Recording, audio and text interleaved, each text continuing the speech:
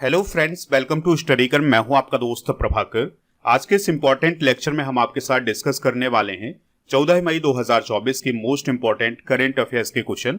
तो आप इस पूरे लेक्चर को बहुत ही ध्यान से लास्ट तक जोड़ देखिएगा। चलिए दोस्तों, आज का पहला और इम्पोर्टेंट क्वेश्चन डिस्कस करते हैं। तो पहला क्वेश्चन आपसे पूछा जा रहा है, कामी रीता ने रिकॉर्ड 29वीं बार माउंट एवरेस्ट पर चढ़ाई पूरी की है, उनका संबंध किस देश से है? आंसर हो जाएगा नेपाल।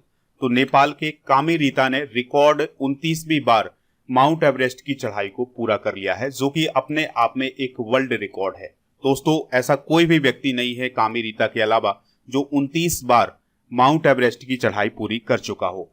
तो उन्होंने अब एक नया वर्ल्ड रिकॉर्ड बनाया है 29 बार माउंट एवरेस्ट पर चढ़ाई पूरी करने का। उनकी जो लास्ट टाइम चढ़ाई पूरी हुई है वो हुई है 12 मई 2024 को। पिछले 30 साल में 29 बार माउंट एवरेस्ट की चढ़ाई पूरी कर चुके हैं। 2023 में वो 2 बार माउंट एवरेस्ट की चोटी तक पहुंचे थे। दोस्तों, कामी रीता को हम एवरेस्ट मैन के नाम से भी जानते हैं। कामी रीता ने पहली बार 1994 में एवरेस्ट के शिखर पर विजय प्राप्त की थी, यानी पहली बार वो एवरेस्ट के शिखर पर कब पहुंचे थे? 1994 में। कामी रीता के अलावा एक और व्यक्ति हैं नेपाल के, जिनका नाम है पासांग दावा। तो ये भी 27 बार माउंट एवरेस्ट की चढ़ाई पूरी कर चुके हैं। माउंट एवरेस्ट के बारे में भी कुछ बेसिक जानकारी डिस्कस कर लेते हैं। तो दुनिया की सबसे ऊंची पर्वत चोटी कौन है? Mount Everest. और माउंट एवरेस्ट को आपको याद रखना है कि ये महान हिमालय क्षेत्र के अंतर्गत आता है। 2020 में जब इसकी ऊंचाई का मेजरमेंट किया गया था, तब इसकी ऊंचाई थी 8,848.86 मीटर। यहाँ पर दोस्तों वर्ल्ड मैप में आप ये इंडिया का मैप देख पा रहे हैं, नेपाल का मैप है, भूटान। ये जो हिमालय है ये कहलाता है ग्रेट हिमालय। तो इसी का पार्ट है कौन? Mount Everest. माउंट एवरेस्ट का नाम एवरेस्ट क्यों पड़ा? तो भारत के पूर्व सर्वेयर रहे हैं जनरल जॉर्ज एवरेस्ट, तो उन्हीं के नाम पर ये माउंट एवरेस्ट नाम पड़ा है। तिब्बत में माउंट एवरेस्ट को सोमोलुंगमा नाम से जाना जाता है और नेपाल में माउंट एवरेस्ट को सागर माथा के नाम से जाना जाता है। दोस्तों, माउंट एवरेस्ट का जो निर्माण है वो 40 से 50 मिलियन वर्ष पहले भारतीय और यूरेशियन प्लेटों के टकराव के बाद हुआ था। चलिए दोस्तों, कुछ ऐसे फैक्ट डिस्कस करते हैं जो कि आपके एग्जाम की दृष्टि से बहुत ही इंपॉर्टेंट हैं और ये माउंट एवरेस्ट से रिलेटेड हैं। जैसे 29 मई 1953 को न्यूजीलैंड के sir Edmund Hillary mount Everest पर चढ़ने वाले दुनिया के पहले व्यक्ति बने थे और उनके साथ नेपाली भारतीय शेरपा तेंजिंग नोर्गे भी शामिल थे। तो ये हैं एडमंड हिलेरी और ये हैं तेंजिंग नोर्गे। तो ये दोनों लोग माउंट एवरेस्ट पर पहली बार पहुंचे थे 29 मई 1953 को। भारत सरकार ने तेंजिंग नोर्गे के सम्मान में 1994 में तेंजिंग नोर्गे राष्ट्रीय साहसिक पुरस्कार की भी स्थापना की थी। दोस्तों, माउंट एवरेस्ट पर चढ़ने वाली पहली महिला कौन है? तो वो है जुंको ताबेई, जो कि जापान की है। दोस्तों, जुंको ताबेई 16 मई 1975 को माउंट एवरेस्ट के शिखर पर पहुंची थी। अगर आपसे सवाल पूछा जाए माउंट एवरेस्ट पर चढ़ने वाली पहली भारतीय महिला कौन है, तो उनका नाम है बनछेद्री पाल। यहां पर आप देख सकते हैं, ये हैं बनछेद्री पाल। तो ये 23 मई 1984 को माउंट एवरेस्ट के शिखर पर पहुंची थी। माउंट एवरेस्ट पर 2 बार चढ़ने वाली पहली महिला कौन है? तो वो है संतोष यादव। यहां पर आप संतोष यादव को देख सकते हैं। इन्होंने 1992 और 1993 में माउंट एवरेस्ट की चढ़ाई को पूरा किया है। माउंट एवरेस्ट पर चढ़ने वाली दुनिया की पहली विकलांग व्यक्ति, दिव्यांग व्यक्ति कौन है? तो वो है अरुणिमा सिन्हा, जो कि 2013 में माउंट एवरेस्ट के शिखर पर पहुंची थी। यहां पर आप देख सकते हैं अरुणिमा सिन्हा को। माउंट एवरेस्ट पर चढ़ने वाली दुनिया की सबसे कम उम्र की लड़की कौन है? तो वो है मालवनाथ पूर्णा, जो कि 2014 में माउंट एवरेस्ट पर पहुंची थी। दोस्तों, उस समय उनकी उम्र कितनी थी? 13 साल और 11 महीने। दोस्तों, माउंट एवरेस्ट पर चढ़ने वाली दुनिया की सबसे उम्रदराज महिला कौन है? तो वो है संगीता सिंधी वही, जो कि 2018 में 53 साल की उम्र में माउंट एवरेस्ट के शिखर पर पहुंची थी। मुथमिस सेल्वी माउंट एवरेस्ट पर फतह करने वाली तमिलनाडु की पहली महिला बनी है। यहां पर आप मुथमिस सेल्वी को देख सकते हैं। इसके अलावा आपको याद रखना है कि माउंट एवरेस्ट डे कब मनाया जाता है? 29 मई को। तो ये भी काफी इंपॉर्टेंट डे है। आप इस पूरे लेक्चर को बहुत ही ध्यान से लास्ट तक देखिएगा। लास्ट में आपसे एक क्वेश्चन पूछा जाएगा जिसका आंसर आपको कमेंट बॉक्स में देना है। अगर आप चैनल पर पहली बार आए हैं तो सब्सक्राइब कर लें, बेल आइकॉन भी दबा लें, जिससे आपको समय पर और सबसे पहले नोटिफिकेशन मिल सकेगा। अगर आप चैनल पर पहली बार आए हैं तो आप हमारे व्हाट्सएप चैनल को ज्वाइन कर लीजिएगा। इसके अलावा टेलीग्राम चैनल को भी ज्वाइन कर लीजिएगा। इन सभी का लिंक डिस्क्रिप्शन बॉक्स में दिया गया है। दोस्तों ऐप को भी डाउनलोड कर लीजिएगा, इसका भी लिंक आपको डिस्क्रिप्शन बॉक्स में मिल जाएगा। ऐप पर आपको paid course, e book, test series, PDF, daily quiz ये सभी मिल जाएगा। और monthly current affairs, yearly current affairs की ई बुक हिंदी और इंग्लिश दोनों मीडियम में ऐप पर उपलब्ध है। तो इन सभी को प्राप्त करने के लिए ऐप को जरूर डाउनलोड करें। चलिए बढ़ते हैं अगले क्वेश्चन की तरफ। अगला क्वेश्चन स्पोर्ट्स से रिलेटेड क्वेश्चन है। पूछा जा रहा है आपसे 30वीं सुल्तान अजलान शाह ट्रॉफी किस देश ने जीती है? आंसर हो जाएगा जापान। तो जापान ने 30वीं सुल्तान अजलान शाह ट्रॉफी का खिताब अपने नाम किया है। आपको याद रखना है कि जापान ने पाकिस्तान को 4-1 से हरा करके यह ट्रॉफी अपने नाम की है। तो पहले स्थान पर जापान रहा है, दूसरे पर पाकिस्तान, तीसरे स्थान पर मलेशिया रहा है, फिर इसके बाद न्यूजीलैंड, साउथ कोरिया और अंतिम स्थान पर कनाडा रहा है। अब सवाल आता है कि क्या भारत ने इस ट्रॉफी में हिस्सा नहीं लिया था? तो इस बार भारत इस ट्रॉफी का हिस्सा नहीं बना था, क्योंकि जो भारतीय हॉकी टीम है ये पेरिस ओलंपिक 2024 की तैयारी कर रही है, इसलिए भारतीय टीम के द्वारा इस ट्रॉफी में हिस्सा नहीं लिया गया था। सुल्तान अजलान शाह ट्रॉफी का फाइनल मुकाबला हुआ था मलेशिया के इपोह शहर में स्थित अजलान शाह स्टेडियम में। आपको याद रखना है कि ये जो अजलान शाह ट्रॉफी है ये हर साल मलेशिया में ही आयोजित की जाती है। भारत ने कब कब इस ट्रॉफी को जीता है? तो पहली बार 1985 में, फिर 1991 में, 1995 में, 2009 में और 2010 में। तो भारत इस प्रकार से 5 बार सुल्तान अजलान शाह ट्रॉफी को जीत चुका है। सुल्तान अजलान शाह ट्रॉफी की कुछ बेसिक जानकारियां डिस्कस कर लेते हैं। तो दोस्तों इस ट्रॉफी का नाम मलेशिया के राजा के नाम पर रखा गया है, यानी कि मलेशिया के राजा थे सुल्तान अजलान शाह, तो उन्हीं के नाम पर इस ट्रॉफी का नाम रखा गया है। इसकी जब शुरुआत हुई थी 1983 में, तब इसका आयोजन हर 2 साल में किया जाता था, लेकिन इसकी पॉपुलैरिटी इतनी बढ़ गई कि इसको बाद में फिर हर साल आयोजित किया जाने लगा। दोस्तों अगर आपसे पूछा जाए कि सुल्तान अजलान शाह ट्रॉफी की सबसे सफल टीम कौन है, तो वो है ऑस्ट्रेलिया। ऑस्ट्रेलिया ने 10 बार इस ट्रॉफी को अपने नाम किया है। भारत ने 5 बार, यानी दूसरी सबसे सफल टीम कौन है? भारत। और पाकिस्तान ने 3 बार इस ट्रॉफी का खिताब अपने नाम किया है। बात आई थी यहाँ पर हॉकी से रिलेटेड एक ट्रॉफी की, तो हॉकी से संबंधित सभी ट्रॉफियां डिस्कस कर लेते हैं। जैसे आगा खान कप, ये भी हॉकी से रिलेटेड है।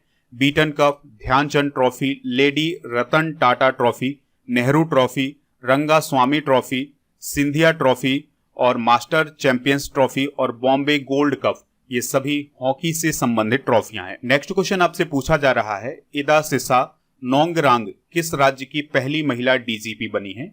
आंसर हो जाएगा मेघालय। तो मेघालय राज्य की पहली महिला डीजीपी कौन बनी है? इदा सिसा नोंगरांग। यहां पर आप देख सकते हैं ये हैं इदा सिसा नोंगरांग। तो इन्होंने अभी हाल ही में डीजीपी के रूप में लज्जा राम बिश्नोई का स्थान लिया है, यानी अभी तक मेघालय के जो डीजीपी थे वो थे लज्जा राम बिश्नोई, अब उनके स्थान पर इदा सिसा नोंगरांग डीजीपी बनी है मेघालय की। दोस्तों आपको याद रखना है कि जो इदा सिसा नोंगरांग हैं ये खासी समुदाय से आती हैं, यानी कि जो खासी जनजाति है उससे इनका रिलेशन है। 2024 की प्रमुख महिलाएं डिस्कस कर लेते हैं। तो सुमन कुमारी बीएसएफ की पहली महिला स्नाइपर बनी है और जेंस्ता कल्याण भारत की पहली महिला पिच क्यूरेटर बनी है। लिंडी कैमरून भारत में ब्रिटेन की पहली महिला हाई कमिश्नर बनी है। इसके अलावा Bilkis Mir Paris Olympic jury में शामिल होने वाली पहली भारतीय महिला बनी है। मरियम नवाज पाकिस्तान में पहली महिला मुख्यमंत्री बनी है। प्रीति रजक भारतीय सेना की पहली महिला सूबेदार बनी है। मनीषा पाड़ी पहली महिला सहायक डी कैंप बनी है, यानी एडीसी बनी है। एम बीरा लक्ष्मी पहली महिला एम्बुलेंस ड्राइवर बनी है और नीना सिंह सीआईएसएफ की पहली महिला महानिदेशक बनी है। रितु बहरी उत्तराखंड हाईकोर्ट की पहली महिला मुख्य न्यायाधीश बनी है। यहां पर आप रितु बहरी जी को देख सकते हैं। दिशा नायक देश की पहली एयरपोर्ट महिला फायर फाइटर बनी है। तो ये सभी महिलाएं आप नोट कर लीजिएगा, एग्जाम की दृष्टि से ये काफी इंपॉर्टेंट है। बात कर लेते हैं मेघालय की। तो सबसे पहले आप मेघालय की लोकेशन देखिएगा, ये है मेघालय। नॉर्थ ईस्ट का स्टेट है, यानी कि जो नॉर्थ ईस्ट के 7 स्टेट हैं उन्हीं में से एक है कौन? मेघालय। कैपिटल क्या है इसकी? शिलोंग। मेघालय के राज्यपाल कौन है? फागू चौहान। और मुख्यमंत्री हैं कॉनराड संगमा। और इनका संबंध किस पार्टी से है? एनपीपी पार्टी से है। तो दोस्तों भारत की जो 6 नेशनल पार्टियां हैं उनमें से एक पार्टी कौन है? एनपीपी। इसका फुल फॉर्म आप कमेंट बॉक्स में जरूर बताइएगा। मेघालय में राज्यसभा की 1 सीट है, लोकसभा की 2 सीटें हैं। दोस्तों मेघालय में एक प्रसिद्ध झील है जिसका नाम है उमियम झील, तो ये भी आप नोट कर लीजिएगा। प्रसिद्ध नदी है कोपिली और राष्ट्रीय उद्यान है बलपक्रम राष्ट्रीय उद्यान और नोकरेक राष्ट्रीय उद्यान। तो ये 2 प्रमुख राष्ट्रीय उद्यान है मेघालय राज्य में। दोस्तों मेघालय राज्य की 3 प्रसिद्ध जनजातियों को जरूर आप याद रखिएगा।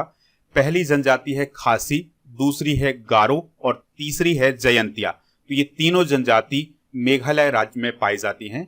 नेक्स्ट क्वेश्चन है खनिज विदेश इंडिया लिमिटेड वित्त वर्ष 2025 में किस देश में लिथियम ब्लॉक का अधिग्रहण करेगी? आंसर हो जाएगा इसका ऑस्ट्रेलिया। तो दोस्तों ऑस्ट्रेलिया एक लिथियम उत्पादक देश है और ऑस्ट्रेलिया में ही भारत की कंपनी है जिसका नाम है खनिज विदेश इंडिया लिमिटेड। तो उसके द्वारा एक लिथियम ब्लॉक का अधिग्रहण किया जाएगा। दोस्तों जो खनिज विदेश इंडिया लिमिटेड कंपनी है इसका काम है विदेश में खनिज की रिसर्च करना, उसकी खोज करना। खनिज विदेश इंडिया लिमिटेड अब ऑस्ट्रेलिया में लिथियम की खोज करेगी, उसके लिए एक ब्लॉक का अधिग्रहण करेगी। ब्लॉक का मतलब ये है कि एक एरिया का अधिग्रहण करेगी जहां पर वो लिथियम की खोज करेगी। दोस्तों अब सवाल आता है कि लिथियम क्या है? तो लिथियम एक अलोह धातु है, यानी इसमें लोहे जैसे गुण नहीं पाए जाते हैं। इसका यूज कहाँ किया जाता है? तो जो मोबाइल, लैपटॉप, इलेक्ट्रिक वाहन होते हैं और जो चार्जेबल बैटरी होती हैं उनको बनाने में इसका यूज किया जाता है। लिथियम दुनिया की सबसे हल्की और मुलायम धातु है, इस पॉइंट को आप याद रखिएगा।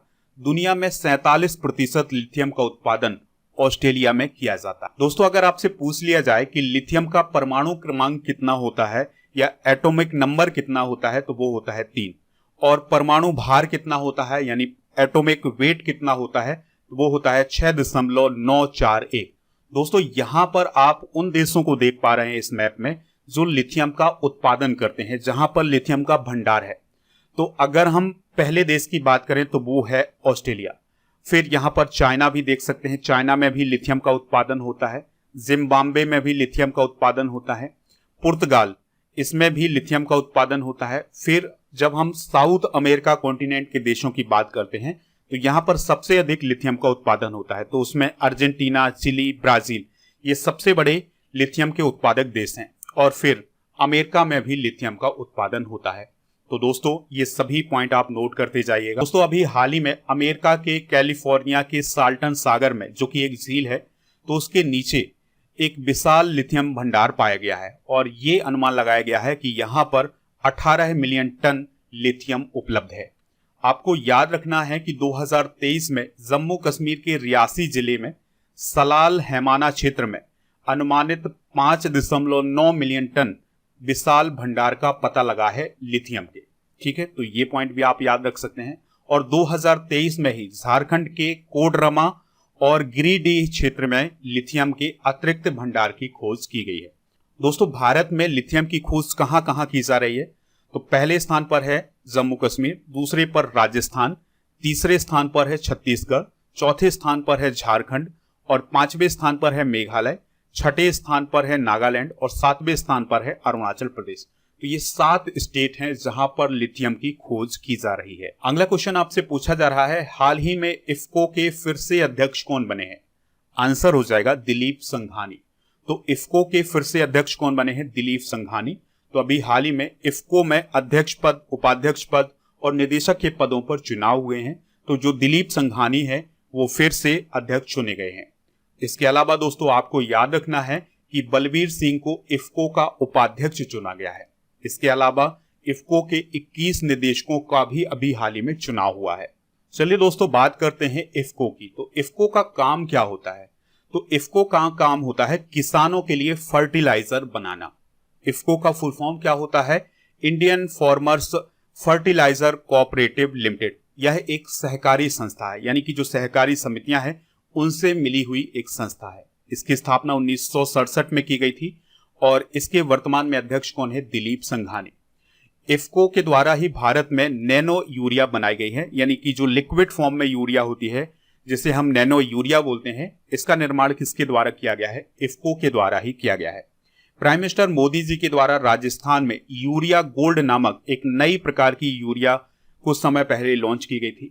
झारखंड के देवघर में नैनो यूरिया संयंत्र स्थापित किया गया है। दोस्तों, उत्तर प्रदेश के आंवला और फूलपुर में इफ्को के नैनो यूरिया तरल संयंत्र को स्थापित किया गया है और भारत ने अभी हाल ही में ये लक्ष्य रखा है कि 2025 के अंत तक वह यूरिया का आयात बंद कर देगा। तो ये लक्ष्य भारत सरकार के द्वारा अभी हाल ही में रखा गया है।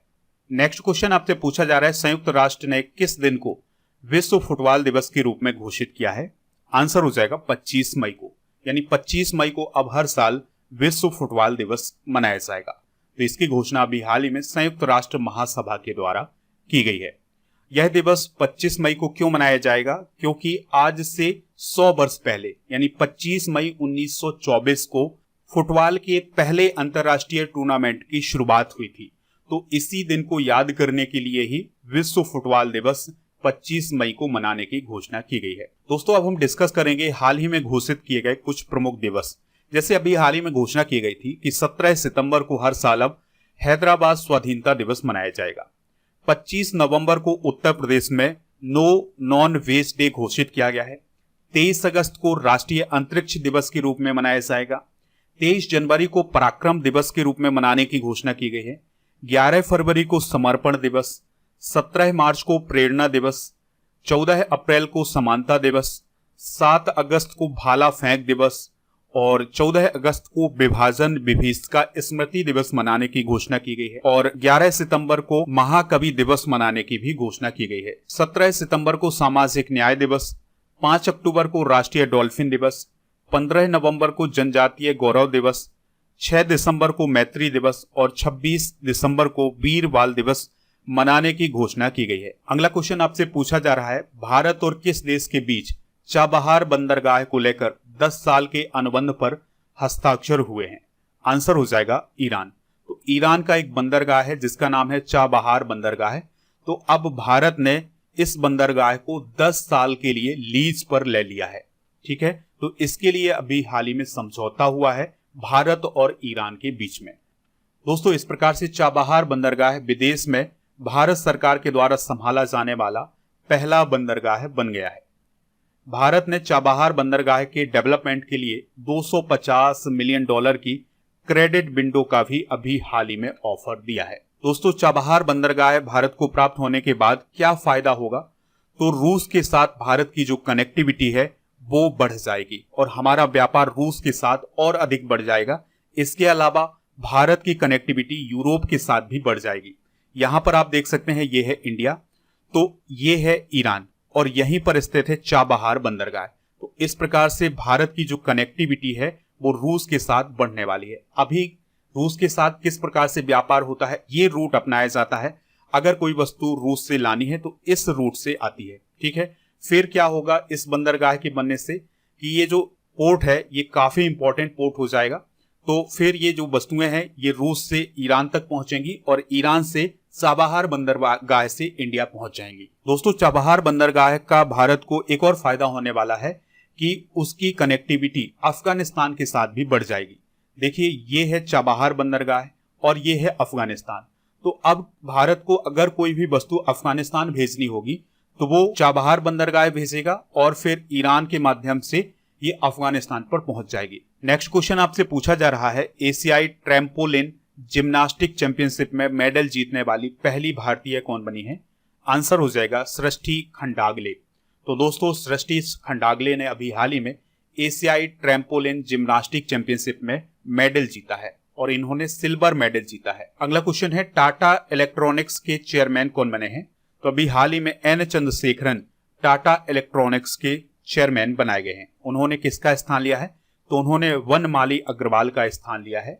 वनमाली अग्रवाल अब टाटा ग्रुप के सलाहकार के रूप में भूमिका निभाएंगे। N Chandrasekaran Tata consultancy services यानी टीसीएस के सीईओ और एग्जीक्यूटिव डायरेक्टर रह चुके हैं। दोस्तों, टाटा इलेक्ट्रॉनिक्स कंपनी के बारे में आपको याद रखना है कि यह एप्पल के लिए आईफोन एनक्लोजर असेंबल करने वाली इकलौती भारतीय कंपनी है। हाल ही में की गई कुछ प्रमुख नियुक्तियां डिस्कस कर लेते हैं। जैसे आयुष मंत्रालय में निदेशक सुबोध कुमार बने हैं, वीजा के कंट्री मैनेजर सुजय रैना बने हैं, गुरुग्राम प्रशासन के ब्रांड एम्बेसडर यजुवेंद्र चहल बने हैं। यूनिसेफ इंडिया की नेशनल एम्बेसडर करीना कपूर खान बनी हैं। जीएसटी अपीलीय न्यायाधिकरण के पहले प्रमुख कौन बने हैं? संजय कुमार मिश्रा। धनलक्ष्मी बैंक के एमडी अजित कुमार के बने हैं। सिट्रोइन इंडिया के ब्रांड एम्बेसडर एमएस धोनी। नौसेना के प्रमुख दिनेश कुमार त्रिपाठी और एचडीएफसी लाइफ के चेयरमैन बने हैं के मिस्त्री। दोस्तों, अब आपको कमेंट बॉक्स में यह बताना है कि भारतीय नौसेना के उप प्रमुख कौन बने हैं। ये सवाल आपके लिए है, इसका आंसर आप कमेंट बॉक्स में जरूर बताइएगा। अगला क्वेश्चन है, हाल ही में आईएनएस किल्टन किस देश की यात्रा पर गया है? आंसर हो जाएगा वियतनाम। तो भारतीय नौसेना का एक जहाज है जिसका नाम है आईएनएस किल्टन, तो वो वियतनाम पहुंच गया है और वियतनाम की जो कैम रन खाड़ी है उसमें वो पहुंचा है। वहां पर इसका स्वागत किया गया है। और आईएनएस किल्टन की यात्रा का उद्देश्य क्या है? तो दोनों देशों के बीच के जो संबंध हैं वो मजबूत करना इस यात्रा का उद्देश्य है। इसके अलावा दोस्तों, भारतीय नौसेना के 2 जहाज आईएनएस दिल्ली और आईएनएस शक्ति 12 मई 2024 को मलेशिया के कोटा किनाबालू बंदरगाह पर पहुंचे हैं। वियतनाम के बारे में बेसिक जानकारी डिस्कस कर लेते हैं। तो वियतनाम की कैपिटल हनोई है। प्रधानमंत्री है फाम मिन चिन। करेंसी है वियतनामी डोंग और विनवेक्स अभ्यास भारत और वियतनाम के बीच आयोजित किया जाता है। मलेशिया की बात करें तो कुआलालंपुर इसकी कैपिटल है और मुद्रा है मलेशियाई रिंगित। राजा हैं यहाँ के सुल्तान इब्राहिम इस्कंदर और प्राइम मिनिस्टर हैं अनवर इब्राहिम। तो ये मलेशिया की बेसिक जानकारी आप नोट कर लीजिएगा। चलिए अब कल के करंट अफेयर्स के क्वेश्चन डिस्कस करेंगे, फिर इसके बाद जनरल नॉलेज के पिटारे को डिस्कस करेंगे। लास्ट में पूछेंगे आपसे एक क्वेश्चन जिसका आंसर आपको कमेंट बॉक्स में देना है। तो कल का पहला क्वेश्चन था, नीरज चोपड़ा ने दोहा डायमंड लीग में कौन सा मेडल जीता है? Silver medal. हाल ही में किस देश की संसद को भंग करने का फैसला किया गया है? कुवैत। संयुक्त राष्ट्र की असेंबली ने किसे परमानेंट मेंबर बनाने का प्रस्ताव पारित किया है? फिलिस्तीन। मोहम्मद इदरीस डेबी किस देश के राष्ट्रपति बने हैं? चाड। यूनाइटेड वर्ल्ड रेसलिंग ने किस भारतीय पहलवान को निलंबित कर दिया है? बजरंग पुनिया। आरबीआई ने हाल ही में किसी एग्जीक्यूटिव डायरेक्टर नियुक्त किया है? आर लक्ष्मीकांत राव को। इसरो ने PS4 रॉकेट इंजन का सफल परीक्षण किया है। यह किस लॉन्च व्हीकल का हिस्सा है? PSLV का। जेम्स एंडरसन ने रिटायरमेंट की घोषणा की है। वह किस देश के क्रिकेटर हैं? इंग्लैंड। दुनिया का सबसे शक्तिशाली सौर तूफान 20 सालों के बाद कब पृथ्वी से टकराया था? 10 मई 2024 को। 22वीं एशियाई स्क्वैश चैंपियनशिप किस देश में शुरू की गई है? तो इस क्वेश्चन का जो राइट आंसर हो जाएगा वो हो जाएगा चाइना। तो चाइना में 22वीं एशियाई स्क्वैश चैंपियनशिप शुरू की गई है। तो ये थे कल के करंट अफेयर्स के क्वेश्चन। आज के जनरल नॉलेज के पिटारे में हम डिस्कस करेंगे मौलिक अधिकार यानी फंडामेंटल राइट और अनुच्छेद। समानता का अधिकार अनुच्छेद 14 से 18 तक है। स्वतंत्रता का अधिकार है अनुच्छेद 19 से 22। शोषण के विरुद्ध अधिकार है अनुच्छेद 23 से 24 और धार्मिक स्वतंत्रता का अधिकार है अनुच्छेद 25 से 28। संस्कृति और शिक्षा संबंधी अधिकार है अनुच्छेद 29 से 30। संवैधानिक उपचारों का अधिकार है अनुच्छेद 32 में। तो ये हैं हमारे फंडामेंटल राइट। कल के करंट अफेयर्स में आपसे पूछा गया था कि बजरंग पुनिया का संबंध किस राज्य से है? तो उनका संबंध हरियाणा राज्य से है। तो लगभग सभी लोगों ने इसका आंसर हरियाणा बताया हुआ है। इसी प्रकार से आपसे जो क्वेश्चन पूछा जा रहा है उसका आंसर आप कमेंट बॉक्स में जरूर बताइएगा। आपके लिए क्वेश्चन है, चाबहार बंदरगाह किस देश में है? जो भी इसका राइट आंसर हो कमेंट बॉक्स में जरूर बताएं। हमें इंतजार रहेगा आपके आंसर का।